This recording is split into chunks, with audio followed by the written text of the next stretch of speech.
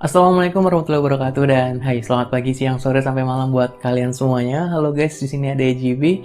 Apa kabar buat kalian semuanya? Semoga kabar kalian sehat dan yang lagi nonton video ini tentu semoga rezeki kalian lancar selalu dan segalanya dipermudah oleh Allah Subhanahu wa taala. Amin.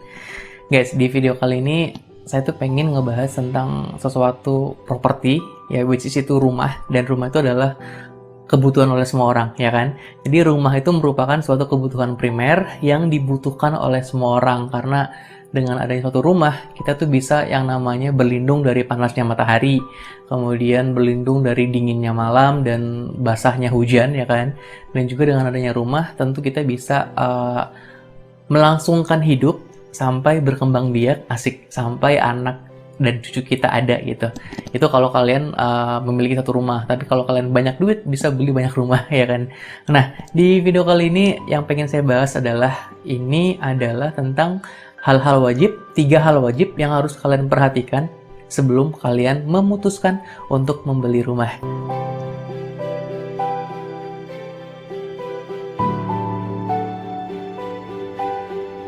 Oke, jadi story sedikit. 2 bulan terakhir ini saya tuh telah melakukan penjelajahan di Jabodetabek ya, which is itu adalah Bekasi dan juga sampai ke Depok sana, sampai ke Cilengsi, sampai ke hampir ke Bogor ya. Jadi 2 bulan itu setiap minggunya saya keliling bersama istri saya untuk mencari suatu lokasi hunian gitu. Nah, dari semua tempat kurang lebih tuh udah ada 20 lebih perumahan yang kami cek, yaitu dari perumahan developer PT, kemudian developer perorangan, kemudian perumahan-perumahan kafling, dan juga perumahan-perumahan orang yang butuh jual dengan cepat seperti itu. Nah, dari semuanya saya rangkum ini ada 3 hal yang harus kalian perhatikan sebelum memutuskan untuk membeli rumah. Langsung aja, yang pertama itu adalah legalitas. Legalitas adalah hal yang paling penting dan hal yang paling utama yang harus kalian perhatikan, karena dengan adanya legalitas kita tuh bisa long life tinggal di situ secara settle dengan rasa aman tanpa rasa gusar kalau kelak suatu hari nanti rumah itu akan digusur. Kenapa demikian? Karena kalau legalitas yang kita beli itu nggak jelas, ya kan? Itu kalian bisa was-was karena kedepannya kita nggak akan tahu apakah tanah itu yang kalian beli bermasalah atau enggak. Kalau bermasalah, ya wassalam, kalian bisa kena gusur dari rumah tersebut. Nah, kira-kira gimana yang harus kalian perhatikan dari suratnya tersebut? Yang pasti, dari rumah yang akan kita beli, ini yang akan saya bicarakan mungkin lebih ke rumah orang yang jual cepat, kemudian rumah kaflingan, dan rumah developer perorangan. Karena kalau developer PT itu kan memiliki ribuan hektar dan ratusan rumah. Itu saya nggak akan bahas dulu, tapi 3 hal dulu itu. Yang pertama tadi, orang yang jual rumah dengan butuh cepat, kemudian orang yang jual rumah secara developer perorangan, dan rumah-rumah kaflingan. Jadi, yang kalian harus tanyakan kepada mungkin marketing, perantara, atau pemilik rumah itu sendiri adalah SHM. Jadi SHM itu statusnya adalah nomor 1 yang paling tinggi di antara surat-surat lainnya. Yang harus ketahui itu surat-surat itu banyak banget untuk tanah dan perumahan, misalnya seperti SHGB, kemudian akta jual beli, kemudian PJBB ya kalau nggak salah kan, dan terakhir tuh kayak surat girik lah kalau nggak salah. Dan yang nomor 1 yang paling kuat itu adalah SHM. Jadi kalau kalian udah memiliki SHM, it means kalian tuh udah benar-benar aman dan settle untuk long life ke depannya tanpa rasa takut untuk digusur. Ada yang tertinggal IMB.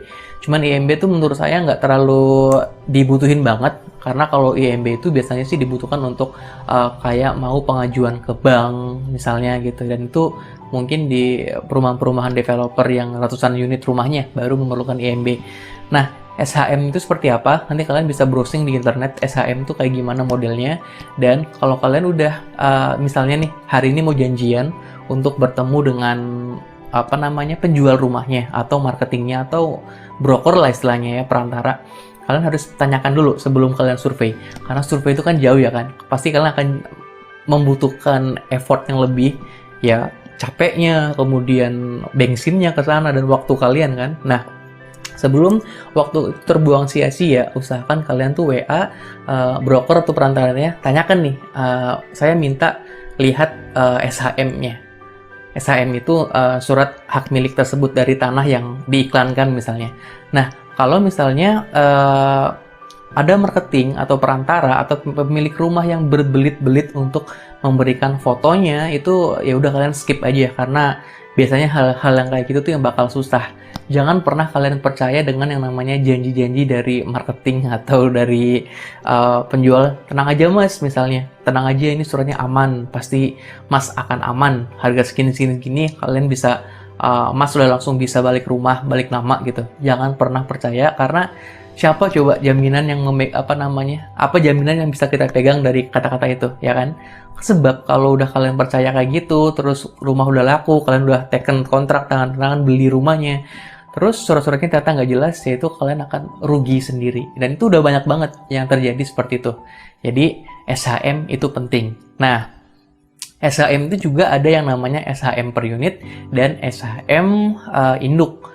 Jadi biasanya nih, ini kalau developer perorangan ya, biasanya kan juragan-juragan tanah itu punya tanah mungkin 500 meter dan dia tuh membangun rumah di situ. Nah, di situ biasanya SHM-nya tuh belum pecah karena mungkin dia nunggu pembeli. Nah, kalau kalian bisa rumah, Mas, saya mau lihat Pak, ini mana SHM induknya. Yaudah kalian lihatlah SHM induknya. Di situ tertera tuh rumah yang akan kalian beli itu di mana lokasinya. Di situ tertera, dan kalau udah ada SHM induk yang asli itu udah aman juga sih, karena nanti kalau udah beli pasti akan diproses oleh PPAT atau pejabat pengelola akte tanah dan juga notaris untuk pengurusan balik nama SHM-nya ke atas nama kalian pribadi tentunya. Dan itu biasanya sih pengurusannya paling lama setahunan lah kalau nggak salah, apalagi COVID kayak gini kan.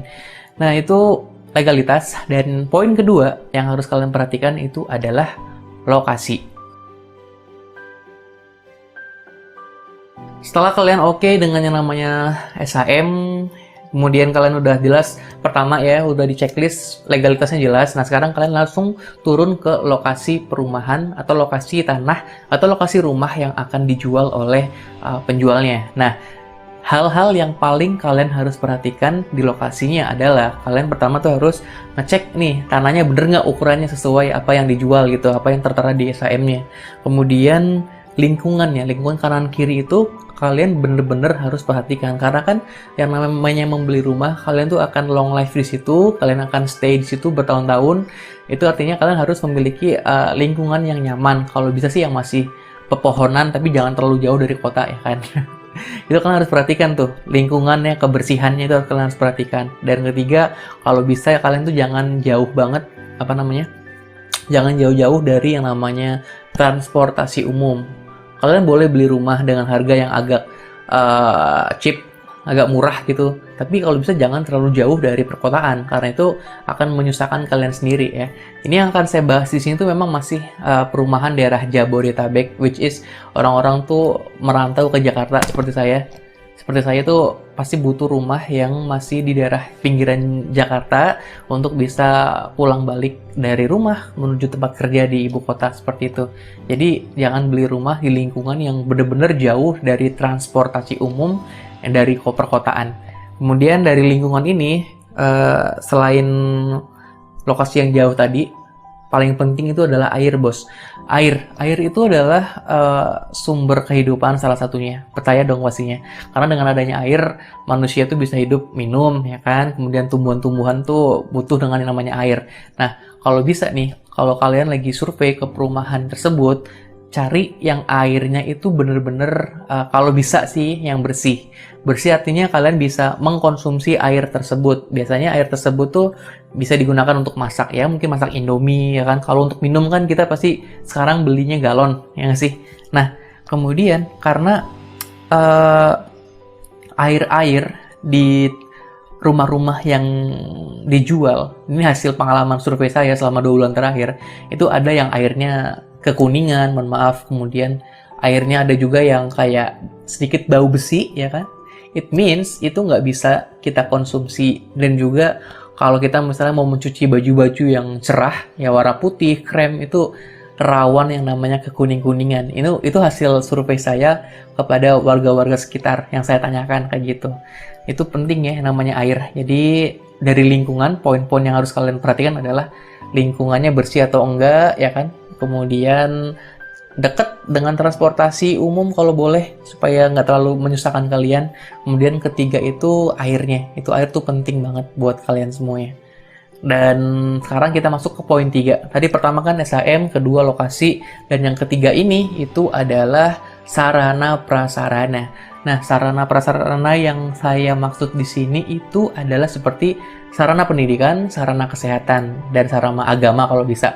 Sarana pendidikan otomatis kalian kan pasti akan memiliki anak, kalian akan memiliki keluarga yang masih kecil-kecil yang pengen sekolah misalnya, ya kalau bisa dekat dengan sekolahan supaya nggak menyusahkan kalian. Kedua, sarana kesehatan pasti penting. Mungkin kalau bisa di dekat situ, jangan terlalu jauh dari namanya rumah sakit, puskesmas, atau kesehatan lainnya, karena itu penting banget buat kita. Kita nggak akan tahu kita akan sehat terus atau nggak. Pasti akan ada waktunya kita akan sakit, ya kan? Setuju kan pastinya. Ketiga, itu adalah sarana agama. Ya, yang pasti kalau misalnya saya kan seorang muslim, pasti butuh yang namanya masjid dekat tempat tinggal. Kalau adanya masjid, otomatis ya mungkin hati bagi orang muslim tuh lebih tenang, karena misalnya kalau mau sholat ibadah berjamaah, kemudian mau ada acara-acara agama, itu dekat dengan tempat tersebut. Nah guys, jadi itu dia 3 hal yang paling kalian harus perhatikan sebelum kalian membeli rumah. Thank you banget buat kalian yang nonton sampai detik ini. Saya JB pamit dan kita akan bertemu di video berikutnya. Bye-bye!